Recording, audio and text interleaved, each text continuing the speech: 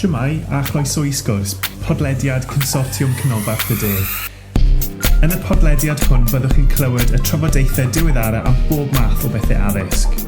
Hello and welcome to Sgwrs, the Central South Consortium podcast. In this podcast we'll bring you the very latest discussions on all things education. We're really pleased to be able to welcome our innovation schools.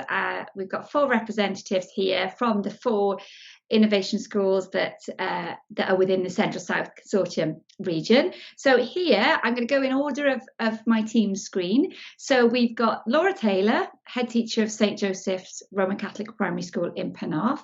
We've got Diane Stone, who's head teacher of Tŷ Gwyn Special School.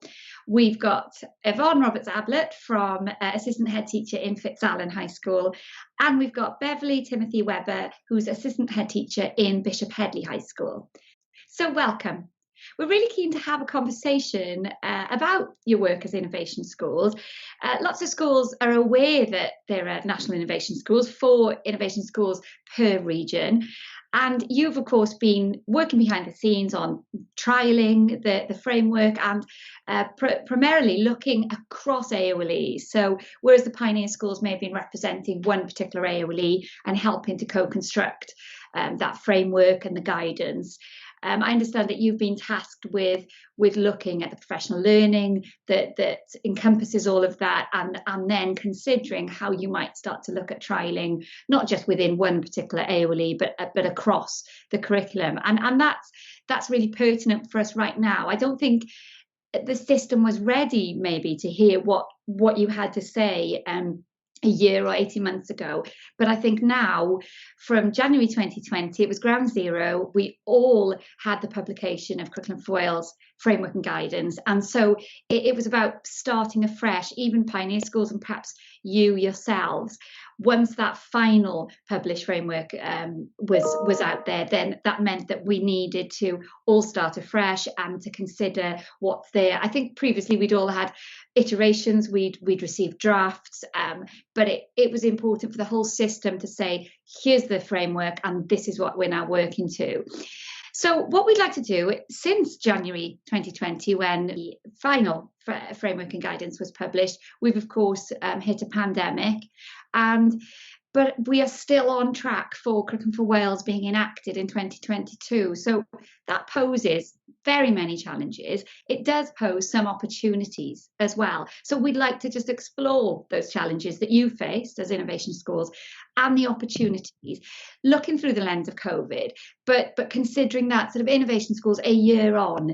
You this year, you haven't been doing national work, but that's even more interesting in many ways to us. How have you now been able to continue innovating despite not receiving additional funding, just being in the same position as everybody else? So if we can start looking back at your time as an innovation school, what were you required to do above and beyond what other schools may have been doing at that time? Yvonne, what can you tell us about your work in Fitzalan?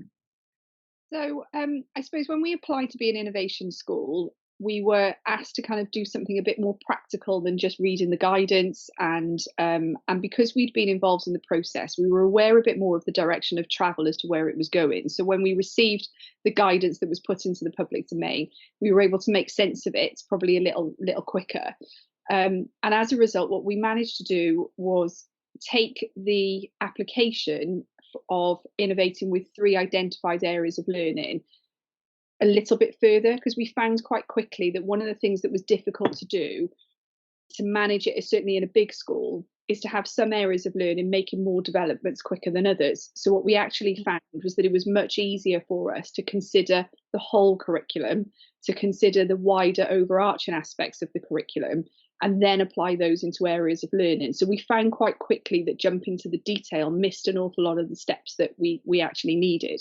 So it allowed us to kind of go back. So one of the things that we initially did was to go back to Successful Futures, and being part of the process, we realised that it was becoming a blueprint for what was actually going to happen. So the way in which the curriculum was designed, in the sense that we looked at the scope and boundaries of the overarching curriculum and then the areas of learning, then we discussed the what matters statements, was almost a blueprint for how you would then enact that as a school. So you needed to consider what your immediate vision would be, what you wanted as an overarching vision. However, we also found that it's quite difficult to come up with a vision and a blank piece of paper without actually having something practical to work it on. So when we started unpicking other areas of the curriculum, whether that be professional learning, the cross-curricular themes, we started to innovate in lots of little areas, because then it was enabling us to see the whole. And those things then were happening across all of the schools. So it didn't become one thing that was controlled. It wasn't something that we did as an event every so often in terms of calendared events. It was those aspects that were coming into our everyday systems and processes. And that meant that actually now we're in a position where we've done so much thinking, that depth of thinking is embedding the things that we're now ready to go on into the detail. And for us, it's almost as if you kind of get to that sweet spot where you've done enough work around the 4 purposes, you have people who understand what curriculum change is about. You have people that are beginning to identify what curriculum design is about and why that's different to the way in which we've actually been trained thus far. But we've improved teaching and learning. We've improved the concept of assessment for learning with responsive teaching. So all of those things are underpinning all of the parts of the school. So curriculum reform then becomes something that's quite tangible and something that you can do. And after exploring in those areas, it then helps you to create that vision, because you've got something tangible that you know is part of that vision. So we're now at that point really where teams of people are working together, because they feel as if they've got enough, they want to have a go. They're desperate to kind of put something in place that is more reflective of learning with children as opposed to being theoretical. So we're now in the process of looking and trialing various aspects across areas of learning, how we sequence learning across the school, how we have areas of learning working within each other, across each other, all of the different aspects. And that is then helping to reshape our vision. So we are finding that that's very much an iterative process. The more you find out, the more you want to shape where you're going. And that's, I think, has been the ability for us as an innovation school, just to kind of, the innovation bit comes from having that green light to put into practice what it is that you've been developing for the last couple of years. Laura, I'm just bring you in at that point. Yes, I think the being able to launch our curriculum from the blueprints of successful futures was a really excellent way for us to start innovating and start thinking about how we can use pedagogical principles, for example, in a variety of ways to get the best to meet the needs of the children. But one of the really exciting things initially about being an innovation school was that we were able to consider the documentation and the curriculum framework as it emerged. So, for example, we were able to review the assessment guidance as it developed, and we were able to make suggestions before any drafts or publications were created on a school level. So we were able to think about the vision of assessment, how the proposals and the changes needed to be clearly articulated, so that there was an understanding of the mind shift that needed to happen in schools in order to implement that vision, and the need for clear guidance on the principles and aims of school level development, so that schools could ensure that assessment was for formative purposes and given priority over a summative assessment. So in this example, we were able to consider potential challenges for schools as they enter 2020, workload for teachers, the danger that assessment would lead curriculum planning. So that was a really important part of the process for us to understand the wider elements of that curriculum change as well. Thank you both. I think what's really interesting is that you've both talked so much there about vision, and I'll come to Diane and to Bev in a second, but also lots of the considerations that you were tasked with nationally as innovation schools was looking at the implications when you're enacting Curriculum for Wales and the wider reforms. So you even had to consider the sort of funding implications and how to create time and space for these reforms to be developed and enacted. But what's really clear is that actually everything comes to that vision. And because we're in this phase, most of our schools now are aware of the Journey to 2022 document and the phases that have been given to us there to align to, so that the whole system is moving at the same or similar pace, even though schools will enter and progress at varying points and speed through those phases. And of course, the work that you all did as innovation schools and the reports that you generated, they also became the blueprint for the Journey to 2022 document. And that's why the first phase that we're still in now of engagement is all about getting to know the framework. Yvonne, you said about getting to know those 4 purposes, the terminology, the structure, what Curriculum for Wales is, what it isn't, and then determining this shared vision. And when considering vision, that meant for you were considering the 4 purposes, the national vision that's now been articulated for us in terms of the purposes. But of course, you had to consider teaching and learning, pedagogy, AOLEs. So everything comes into vision. But I think sometimes it can be seen as this, it's a one and done, there's our mission statement, we've got it. Whereas to truly do vision, you will never stop considering vision and working on vision collaboratively. I'm just wondering, so we've got a large secondary school there, we've got a primary school. Just wondering from Bev at Bishop Hedley, and then from Diane, who's got a very different context, being a special school, if your experiences of that were similar, if vision was the route through which you went, just a summary of what it meant for you then to be the innovation school. Diane, what would you say from your setting? Well, our setting is 3 to 19 for pupils with profound learning needs. So 90% are on routes for learning. So it was very much, we needed to gear that. It's very pupil-centred school. And at that time when we became an innovation school, there were lots of other things that we were involved with. There was the digital pioneer, professional learning pioneer. There was we went on to inquiry school. So we were involved in those sort of things, which I think they were really useful when we became the innovation school. I think all those things really sort of set us up because we were involved with mainstream schools and we were looking at things like thinking skills, and we're involved with regional things. We're looking at toolkits for assessment for learning. So all those things were going on at the same time. So that really set us up with, pedagogy. We looked at pedagogy. We had governors coming in and we were asking them to ask our staff, why is it, what are you doing? Why are you doing that? And they were looking at authentic learning, particularly, for all our pupils, but when we talk about children with challenging behaviour that maybe can sit for a minute in a class, but they really need authentic learning experiences. They need to be having practical and experiential. It was perfect for us, and it was very, very flexible. So I think the question of where we were and why we became an innovation school and what we were doing above, I think we worked looking at what matters, and we really looked at what matters and the 4 core principles, and we were looking at how is that relevant to our children. So we worked with some other special schools and we were looking at sort of activities they did and sort of principles behind it to make sure it was relevant for our pupils. So that was our starting point. Well, thanks, Diane. That's fab. And that, it is important to consider that, you're a through school, and that's the aspiration for us all to really join up the phases. But with the profound difficulties of your learners, it's, Curriculum for Wales is to be inclusive. It should be accessible. But it's actually working out at what point they come into the framework and do they see themselves represented there.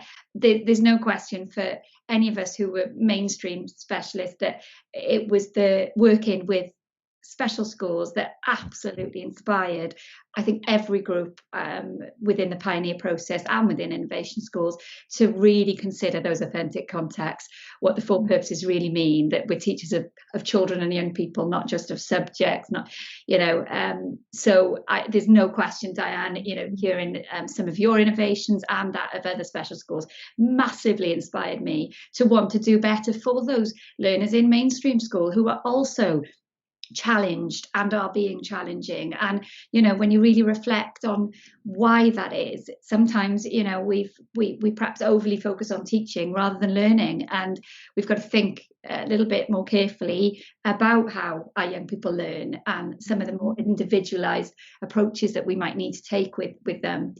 Bev, let's bring you in. Tell us a little bit about your journey at Bishop Hedley High School. When you think of developing the curriculum, it becomes, in some ways, very daunting.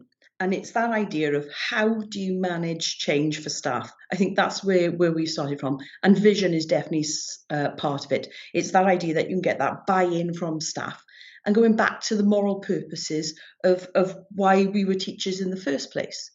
And it's that idea that all our pupils are entitled to knowledge. And I think that's really, really, really powerful. But it's also accepting that students will have gaps in that knowledge. They've got a knowledge deficit. Unless we do something about that, their progression can't possibly improve. So we as teachers have to think of how we diagnose those problems within the teaching of the subject that will then progress to the learning of the pupil. And that can be quite difficult for staff. But when you start taking it down to that all areas of learning and experience have an impact on that holistic education of the pupils, you start then coming back down to this is why we're doing this. And then we sort of broke it down into 3 key areas. We were thinking about curriculum, we were thinking about pedagogy, and we were thinking about assessment. But assessment as being the servant of the curriculum. And then that pedagogy is how we make sure that curriculum is delivered in the most effective way possible.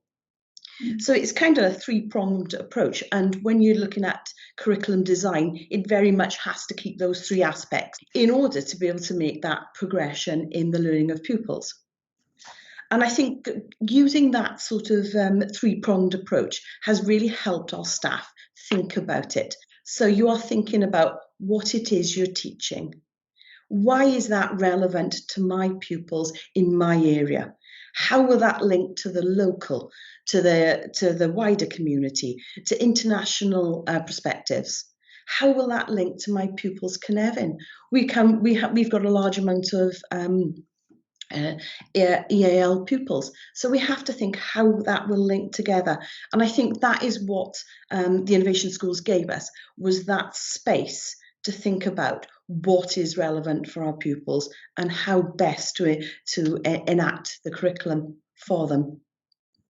That's fantastic. Thanks, Bev. I think it is about creating the time and space, and perhaps you had that opportunity within the structure of Innovation Schools, having that level of sort of coaching, of a network nationally that you could share, and you were able to do that in advance of others. But we are all now in that position of needing to make these considerations. It's interesting, by separating them out, perhaps you ensured there was depth. You were really making sure you were talking about what they're learning, because as you said, knowledge matters. It still does matters. And, you know, this is about having a balance of knowledge and skills and experiences, well sequenced from a 3 to 16 continuum and of course beyond, but also to make sure that we are talking, and it's the bit that we all get excited about because we've all come from being passionate practitioners, is pedagogy, how we're teaching. How do people learn? How do young people learn? How do children learn? And we're thinking about child development. There might be cognitive science that influences that, but actually having those explicit conversations about that is something in schools, particularly large schools, we're often so focused on structures and departments and the operational, transactional conversations that we forget to talk about learning design and pedagogy. Laura, just bring you in on that. I think that importance of creating a shared vision has been one of the most successful things that we found over the last sort of 2 years, really, at St. Joseph's. The often, probably in most schools, the vision would come from the head teacher or the senior leadership team and would be, enacted in a way, in terms of the delivery of it. But we've really worked hard and concentrated on thinking about how all the stakeholders could be involved in that shared vision. So from parents to pupils, thinking about what children at St Joseph's particularly, what we want them to know, be able to do, and to be like, has really helped to shape our vision and to shape our curriculum design as we moved forward. But also sharing, once we had that sort of overall ownership of a vision, and that we wanted a knowledge-rich curriculum which built on skills and broadened the experiences and horizons for pupils, we were able to then empower leaders of areas of learning to think about specific visions for their areas of learning experience. And the consortia, the CSC professional learning and playlists for the leaders for areas of learning experience and thinking about their vision were really effective ways of helping areas to think about it under the whole vision, but then thinking within areas of learning. And then the children and the sort of school parliament groups within the and the government groups that we have within our school parliament were then also able to consider that vision. And it's been iterative, because we're now at a point where some of the children that originally came up with some of the things that they'd like to know, do and be like have moved on, and we need to think about that again and reshare that vision, and that's what's so exciting about the curriculum, really, that joint ownership of it, before you then get into the nitty-gritty of how we're going to deliver it, and assessing the impact of that lived experience for the pupils as well. Oh, thanks, Laura. That's really interesting. And the vision has to come first, doesn't it, in that process? Because you've got to have those aspirations that of course align to our national aspirations of pursuing those 4 purposes, but that are relevant to the lived experiences of your pupils, your communities, and then from there you start to build that curriculum, don't you, in terms of sequencing what, when, how, in what order.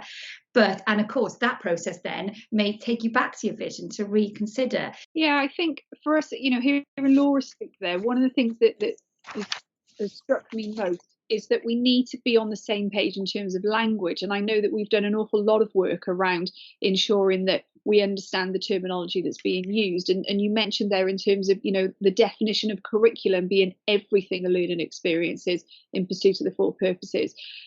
And that's one of the things that we found most in need of challenge, is curriculum is not your options decisions at Key Stage 4, and it is no longer the things that you put on a scheme of work or on a programme of study. And once you've overcome those barriers, it really then opens people's minds to think about being ambitious for their learners and what that vision is. So one of the things that we have found in terms of vision is that a blank paper is really difficult. And, and as Bev said, that change management in terms of people, you need people who have the language, the ability to articulate what their vision for learning is, what their educational philosophy is. And we can bandy about these terms and, be quite broad with them, but you also need something practical to guide people that perhaps haven't had those experiences. So we've kind of done lots of activities that enable people to have and articulate what they want in that vision. And one of the things that's influenced us recently is the Nile podcast that was done with Mick Waters recently. He talked about 3 aspects in terms of kind of being really quite creative with your vision.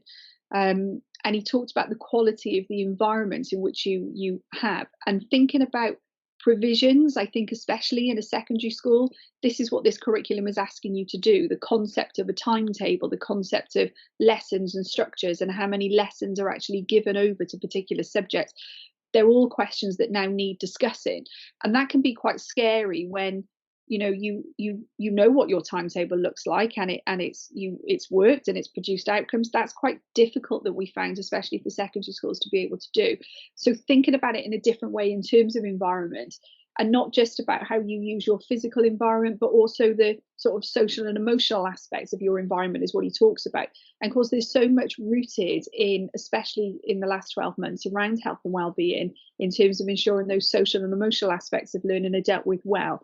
That then gives you a new vision. It's almost as if we've kind of seen in the last 12 months, that's what we mean by the 4 purposes. That's what we mean by a purpose-led curriculum, because we've had to strip it back and think very much about what do they need. And we've had the ability with the national curriculum to be suspended to actually consider what they need without that hang up of a second system and working on 2 systems. So it's given us that opportunity. But he also talks about then the experiences that are on offer. And those experiences, I think, come down to what Bev said. It's not just about the learning experience for children, but the experiences you offer staff. So that's why really your curriculum and professional learning are coming hand in hand. And as you said, you know, in Welsh, when we talk about dysgu, it's almost as if they've kind of created or got rid of the problem, because teaching and learning means the same thing. Whereas in English, we keep seeing them as separate, and that kind of creates people's ideas about language. So those things are important to really embed. But then he also talks about the quality of the people that work with our children. And for me, that was quite interesting, because you're in a position where staff do change and you have different personality, you create different roles. So we've also been very mindful to make sure that the vision of what we're trying to create around Curriculum for Wales and the national mission, we bring everybody on board with us as they join the school. So that is our normal systems and processes, and you are joining into that system. The vision of what it is that we want is what attracts you to us as an organisation, and it's how you bring all of those things together so that you live and breathe what you are articulated in your vision. What I was thinking, Diane, but the way that you look at bringing curriculum to life isn't based around a set timetable and the same, you know, music will have 1 hour a week and geography will have 1 hour a week. But you literally innovate all day long and tailor curriculum, everything those learners experience. So tell us a little bit about how that feels for you at Tŷ Gwyn. Yeah, and I agree, and I agree with a lot of what Yvonne just said, that the language for the new curriculum was sort of key to starting. Everybody needed to understand the language, and we were privileged that we were part of all these other groups and we met other schools, so we had that sort of background.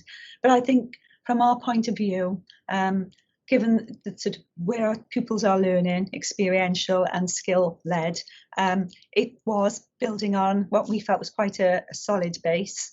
But we started looking at, as I said, the language, so it was a common understanding. And that was 4 purposes was the thing that brought us together first of all, and we did that as a whole school. So we looked at those purposes and said, are they meaningful for us? What would you say is, you know, sort of core, and what matters in all these statements for us?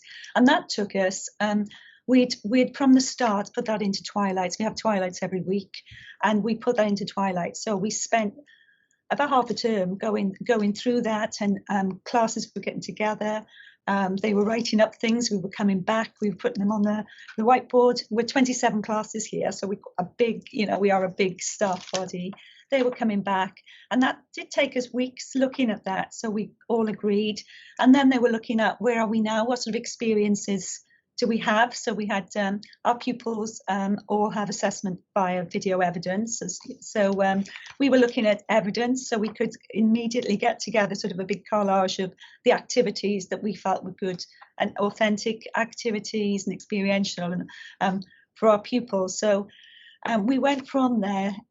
We looked at pedagogy. We looked at all the terminology, and as you said, pedagogy is looking at how the children engage, isn't it? And particularly when you're talking at children in early months of development, you really are looking at how they engage, how they're sort of telling us that they're enjoying it or they're not enjoying it, and looking at the targets you've got. So we were looking at, but we looked at all the areas of pedagogy. We went through an exercise of, when you're planning, tell us which bits you feel that you feel that you're displaying in your classrooms and you're showing. So we went through that, and the governors came in to have that shared experience. We did some presentations for parents as well to tell them what the new curriculum was about. At the same time, of course, we've got ALN reform, and that is all very, very, at the same time that is going on, and we're making sure our IDPs and all that and behaviour, with the new sort of behaviour things, that we're making sure it's all pupil-centred. But then we came to vision, and our vision, we looked at our vision at the time, and it is very built on individual needs, looking how pupils engage, just looking at respect. And we looked at that and we said, right, are the 4 purposes really clearly shown in our vision? And that amazed me how long that took us as a school. That took us a long time. But at the same time, of course, there was the inquiry-led things that we were doing. So we changed all our planning with the rights of the child as well, and we had different people. So our AOLEs then, our TLR we had as AOLE leads, but within that we were looking at everything that came within those disciplines, so that the curriculum coordinator still had all their little disciplines and their disciplines underneath, so that they came together as a whole. So to make sure all those things connected, but also it's very much, working across, isn't it? All the areas of learning, they link so easily that you can easily cover all those. So, and we looked at that, and then when we did curriculum coordinator reports, we had the AOLE TLR holders were gathering up all the disciplines then from the individual to have a look then to see where professional learning needed. So we were trying to bring it together, as a whole. So there were whole school initiatives going on, as I said, but lots of individual groups developing. Diolch yn fawr bawb. Huge thanks to the 4 representatives from our innovation schools for contributing to what has been a really engaging and interesting discussion about all things innovation schools, all things curriculum development and particularly vision. And thanks to you, our schools, for listening to this podcast. We're hoping you can join us for part 2 when we pick up to have a discussion with our innovation schools about the next steps and drilling down into what that curriculum design might look like. Hope you can join us. Diolch am wrando ar y benod hon o Sgwrs. Cofiwch ein dilyn ar Twitter a Facebook, tan ysgrifio ein sianel YouTube, ymuno yn cymunedau ar ein gwefan a darllen ein bwletin ysgolion wythnosol am y newyddion diweddaraf. Thanks for listening to this episode of Sgwrs. Don't forget to follow us on Twitter and Facebook, subscribe to our YouTube channel, join our online communities via our website, and read our weekly school bulletin for the latest news. Hwyl am y tro. Bye for now.